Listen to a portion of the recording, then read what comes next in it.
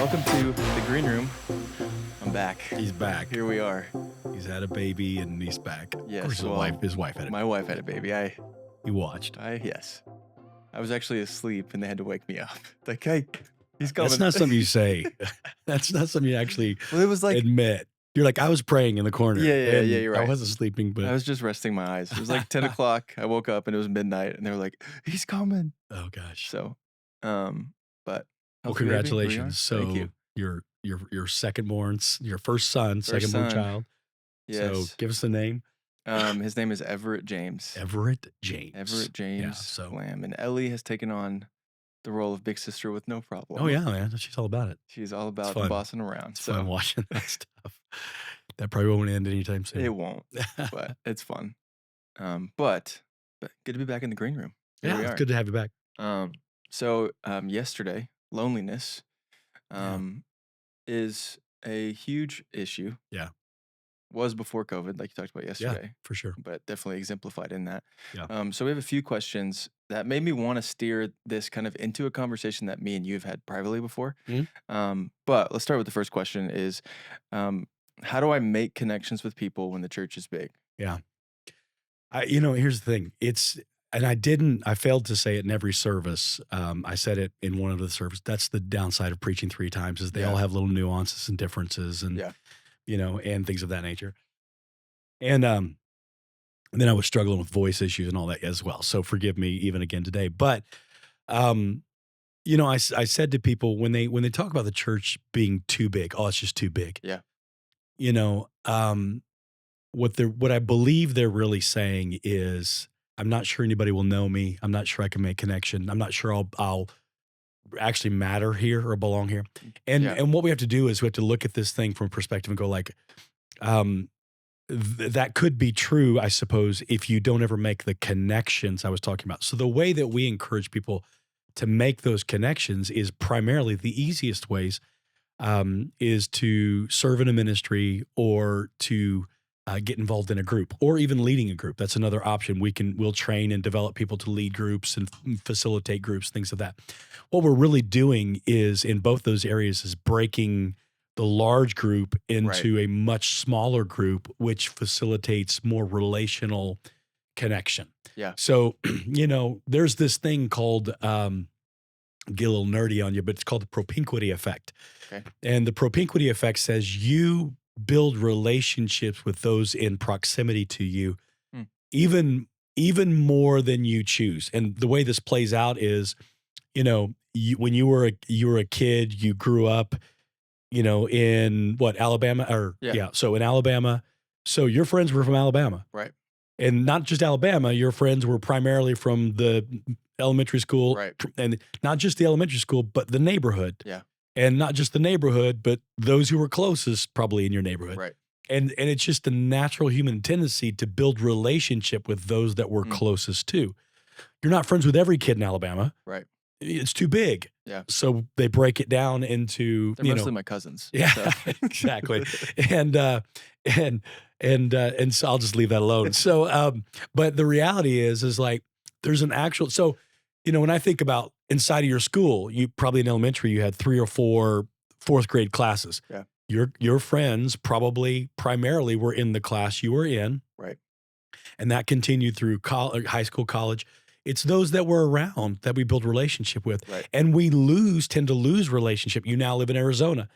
You have friends in Arizona now and have probably lost contact with some of those friends in Alabama. Yeah. You're not around them. And so I say all that to say this, serving, let's say in kids ministry, serving in youth ministry. Number one, the reason we go through the whole next process, this is how we get into ministry, is because we want to help you identify your personality, giftings, passions as an individual. Right.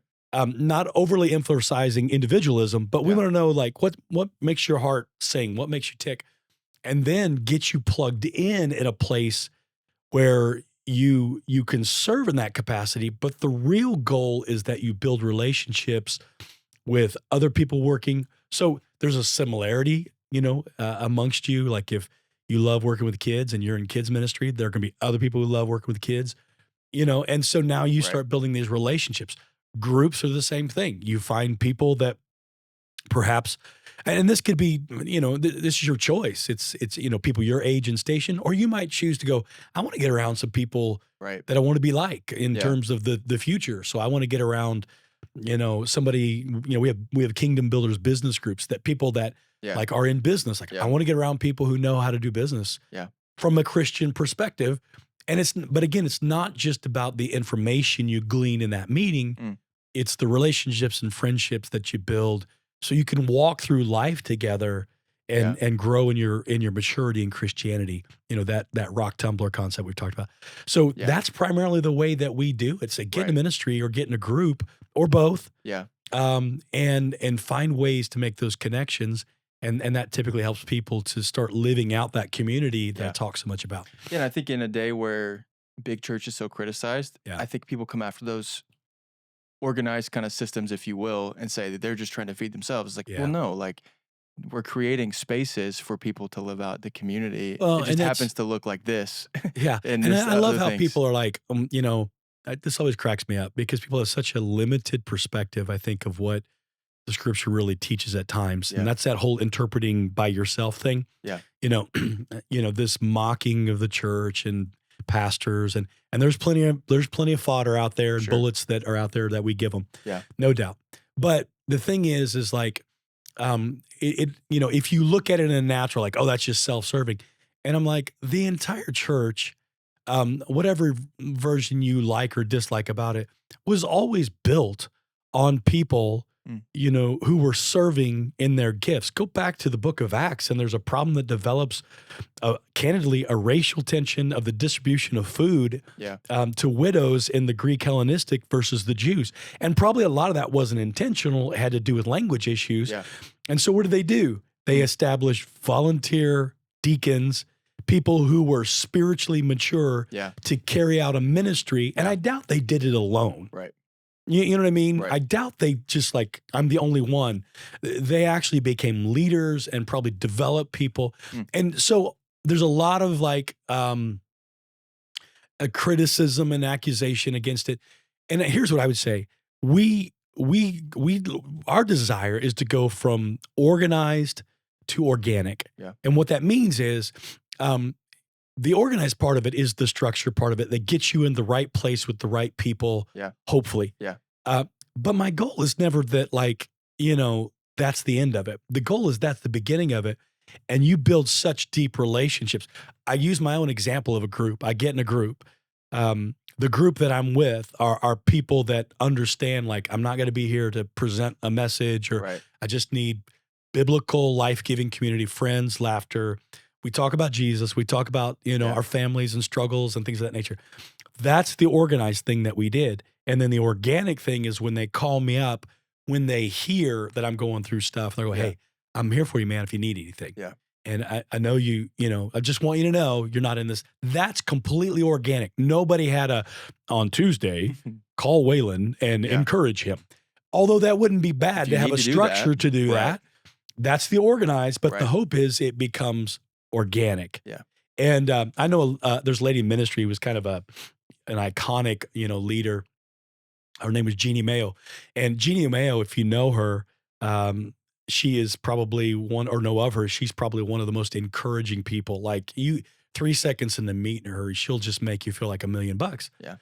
And it's like, this is common to everybody who knows her, and just a great leader and great pastor, and and kind of from the era of youth ministry that I was in. And she said, I've asked her about her encouragement of people, and she said, I wasn't necessarily this way.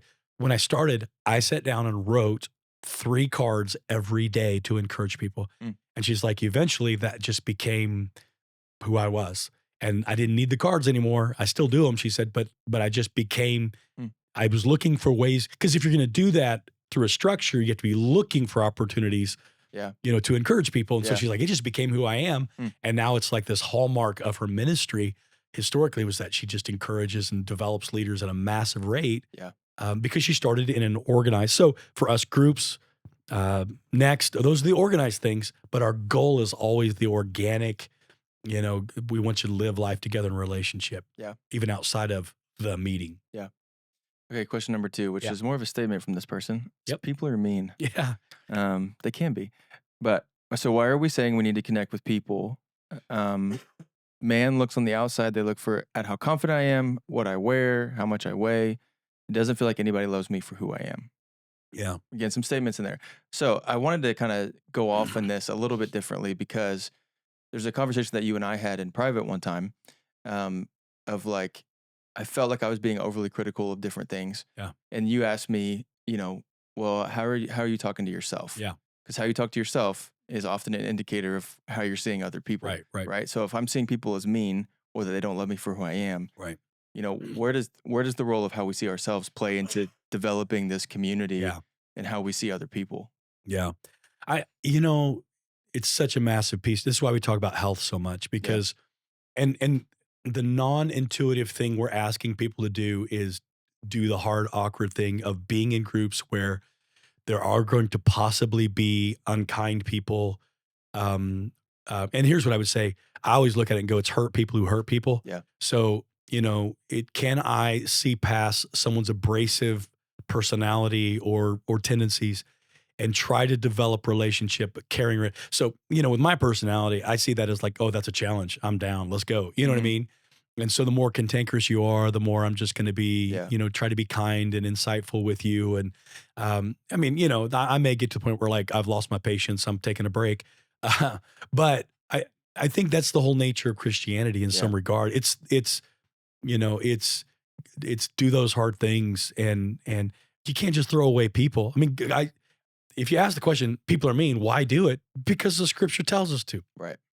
And either I'm a follower of God and his word or I'm not. Yeah. And I think I can't just pick the parts that I like and say, well, I'll do this, but not this, because then I'm setting myself up for that's what I was talking about yesterday. In our self-interpretation, we bend the scripture to what we prefer rather than what God calls from us. And so Mm. I do think there's a lot in terms of how the inner turmoil that people have with themselves, judging themselves harshly, unkind, even neglectful, Yeah. that it then plays out in how you see everybody else. Yeah. Some of that can be a natural tendency to look for a villain in other people rather than deal with your own Yeah. self, maybe not to the level of hatred, but Right. dislike of self, Yeah.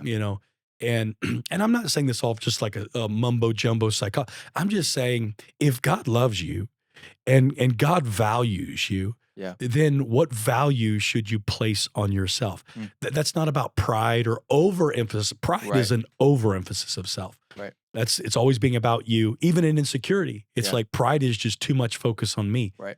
So part of what this community thing does is says, I'm gonna go, even if I don't want to, right? Right. I'd maybe rather stay home and take a nap. But I'm gonna do this thing because I see the value in preferring others, connecting with others, and learning how to be kind to myself and to them. That's what we say, because what happens in that conversation, I'm sure what I'm getting at with you is saying, how do you talk to yourself? Right. Because if you don't accept yourself and be like, even with your flaws, Right. and be like, well, I'm working on it. Yeah. I'm a work in progress, man. God's working on me. Yeah. If you can't accept that in yourself, you very rarely will accept that. The Right. most religious people, typically with other people and legalistic, are people who are the biggest self-haters. They Right. tend to be this person who just has a real issue even with themselves. And so they treat everybody else the same way. Right. And so this is where I think community serves us in that. But it also might be a good idea. Part of the community idea concept, I think, is that you can go get actual professional help and a counselor Mm. who knows the right questions to ask and can lead you into locating questions to help you understand, like, man, I'm really harsh on myself. Mm. And there's nothing wrong with having expectations, Yeah. but like when you're just beating yourself down, that's not really helping Right. at the end of the day. And do you think, just thinking about this while you're talking, like, do you think we throw away community so quickly because of the expectations we have of what it's supposed to be? Yeah, I And think when so. when it doesn't meet that, I was thinking like most of the time, if you're trying to ignore what's going on in your life, you just turn on Netflix and you're distracting yourself. Yep. So when community doesn't Right. doesn't Right. distract you from those things, it's like, well, I don't want that because Right. that forces me into Yeah, I gotta having the have some real conversations. conversations. Right. Yeah. So I would say this same logic applies to marriage. Do you think we get into marriage and throw it away because it wasn't what we thought it was going to be? Mm, All the time, people do that. yeah. And I think, do we think we get into ministry and throw it away because it wasn't what we thought it was going to be? Mm, Do you think that people actually have kids and then just give up and walk mhm, away, abandon their families because it wasn't what they thought it was going to be? mm, And like that is that following emotion. That's yeah. where it goes. Yeah. That is, again, I try to acknowledge the reality of emotion without the accuracy of emotion. Yeah. And so if I just follow what I feel all the time, I'm gonna throw a lot of things away that I shouldn't, that I Mm, should press through to really see the best yeah. eventually come out of it, even Yeah. in tough times. Yeah. So I think it's a bit of what I would call a discipline of disillusionment where Mm, I'm in community, I'm in marriage, I'm raising kids, I took the job, I'm in ministry, and man, it wasn't everything I thought it was going to be. Because we have this thing where we just fantasize everything is going to be amazing and right. perfect, and we'll be best BFFs forever in my group. And then sometimes it just doesn't work that way. Yeah. Sometimes relationships break down. Sometimes people move. Mm, Um, and so I think it's just understanding this is part of it. yeah. The hard times are a part of it. The difficult moments are part of it. And learning, because what we do, that whole numbing thing that you talk about, Netflix or gaming or Right. could be alcohol, drugs, pornography, shopping, eating, pick your choice, Yeah. um, is we are avoiding pain, Mm, internal, mental, like I said, going to a dark place, yeah. Sunday night conversation. And so what I came to was like, instead of avoiding this and just vegging out, laying on the couch or, watching, binging something or just Yeah. going to sleep, which some people do, I just decided like I need to get a different solution for this because that stuff's not working Right. because it's not dealing with anything. And so I need to get into a relationship, get connection with people, and have people around me Yeah. that can bring life. So it's doing the hard thing, even when it's not intuitive, Yeah. and it's hard. And I think there's a reward that comes as you are consistent with it. And they said something in this question too of, they don't love me for who I am. Right. And so I think too, just this idea that, community requires a level of vulnerability Absolutely. of like, are they seeing the real Yeah. you? Right. Are you giving them an opportunity? Do you give people an opportunity to Yeah. actually love, who you are? Yeah. And we've said this before that vulnerability, is different than transparency. Yeah. Vulnerability is when I say something that you, in fact, could use to hurt me in Right. theory. But we see vulnerability as a strength in other people and a Mm, weakness in ourselves. I just happened to be watching a TED talk with Alex Smith, mhm. and the quarterback used to be the Chiefs. Where'd he go? Like Washington or something. Anyways, leg got busted Yeah. up. Horrible. And he's up there on the platform talking about the anxiety and the challenges that limit him. And he reaches down and he pulls his suit pant up while he's talking this TED talk, and he's got the nastiest looking leg, like and he's just like, and I just thought people love that. Like, we know you hurt. He showed us the picture of his leg, like Yeah. twisted and snapped and all this. You're like, ugh. And then his leg looks completely deformed. I mean, Right. he's obviously functioning with it because he went back to football for a while. It's messed up. Yeah. Yeah. But when you look at that scar, everybody's like, oh, I mean, the whole crowd gasps, Right. like not in like a gruesome, like, oh, but they're like, Right. oh, and I'm like, people love Yeah. transparency and even vulnerability in Right. others. But we consider it a weakness in ourselves. And we think like, I can't. So to this person, I would say, how real are you being with people? Because that's, if I were reading into this, and I try not to do this, it seems like a pretty defensive question. Yeah. So if you're going into group in a defensive posture, you're Mm. probably not showing up as the real you. So how could people love the real you if they never know the real you? Mm. And I'm not saying you can do this with everybody. Yeah. But finding a few godly, mature people who genuinely have empathy and care about you is really important, I think, to growing Yeah. in our relationship with the Lord. I mean, it's Paul and Timothy. It's Jesus to his disciples. He saw they're ugly. Yeah. I mean, he celebrated Peter and then called him, rebuked the devil out of him. Like, he saw the ugly. Yeah. And Thomas, like, I'm not going to believe, the doubting, that like, come here, Thomas. He just kept loving him into this thing and showing him.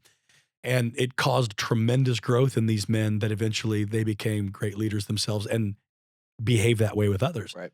So I would say this question, not assuming there's a defensiveness, but it feels like there's a Right. defensiveness. Are you going into a community setting defensive, like you got something to prove? Mm. And that if you're that way, people sense that and like, you're not being real, and so therefore you're not letting me in. So why would I, it takes a very mature person to see past that spiritually, practically, emotionally, Yeah. to see past that and be like, okay, Mhm. you're just putting on a facade to protect yourself, which is truly what's happening in Yeah. that situation. So I just question how real is the real you really being, Yeah. so that people could love the real you. And one of the most powerful things about community is when people see, I go back to that group that I'm in. These people have said to me, like, I believe they respect me. They know my life. They're believers, like all of Yeah. that.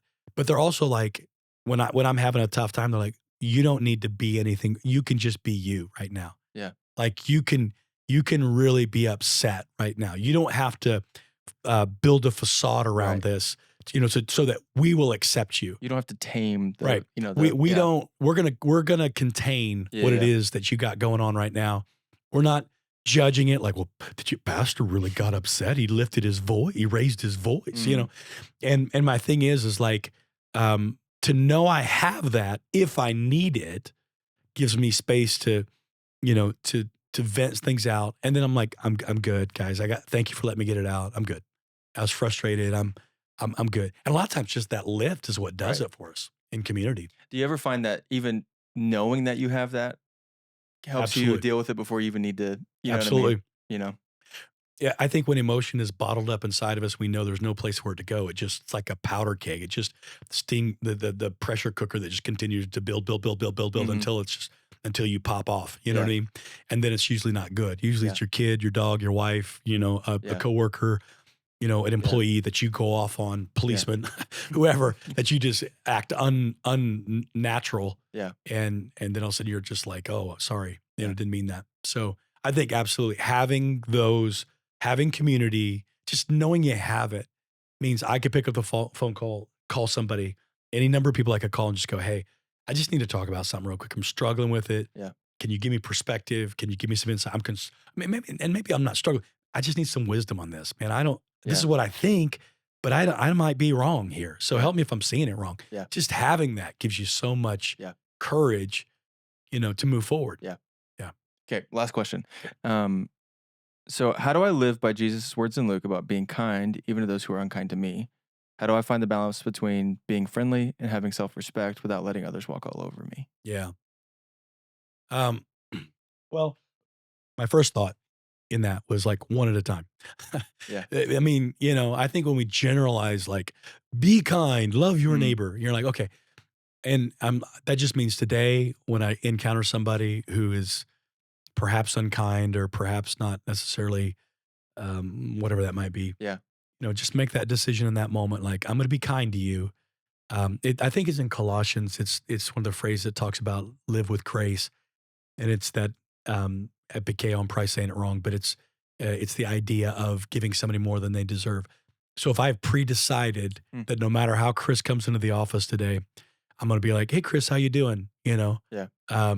It's I use this illustration and I hesitate to use it because it was so fresh and real, but and it seems to put me in a position of being a hero. That's not my point. Sure. My point was, when I walk through the crowd, I have pre-decided that if somebody is struggling, whoever it might be, I'm going to slow down. Mm. I'm not just going to blow past and be like, all right, man, good for you. If I can see it in someone's face, if I can feel it in their voice. Yeah. Some people are good at hiding, Sure.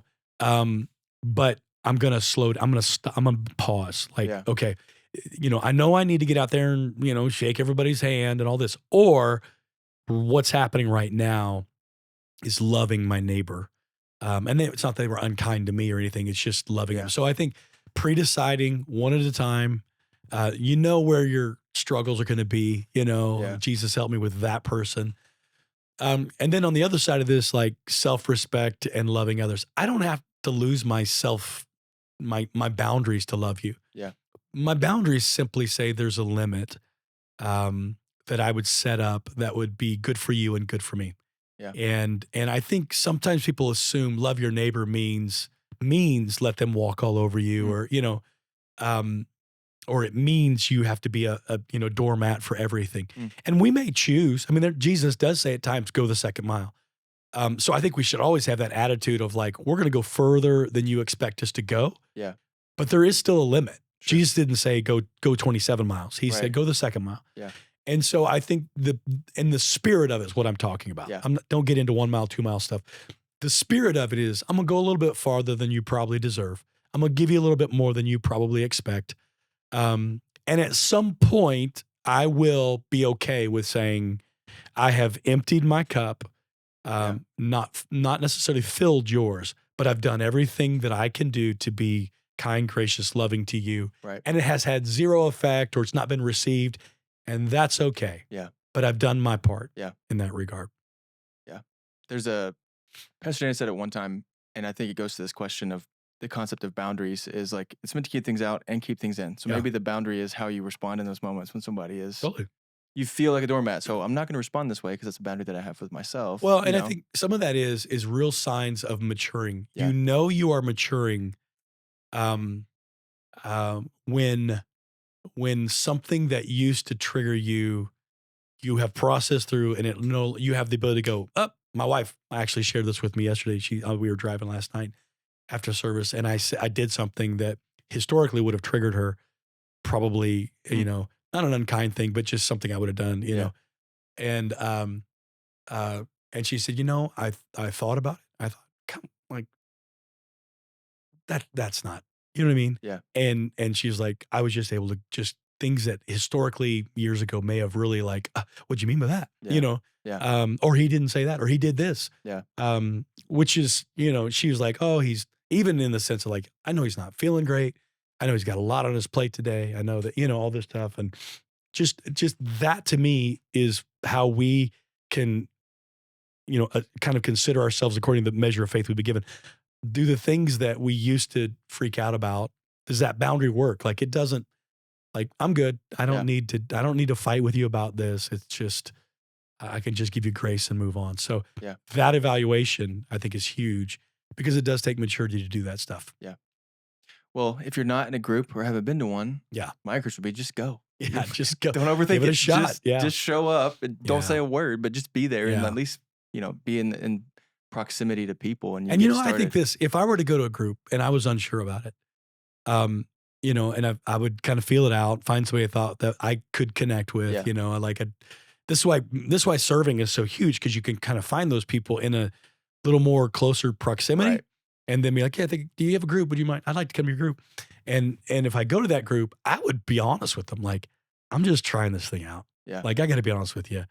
I'm not making a life commitment to you. Mm-hmm. I'm not saying I won't, but I just want you to know where I'm at. And that's a massive step towards vulnerability right there.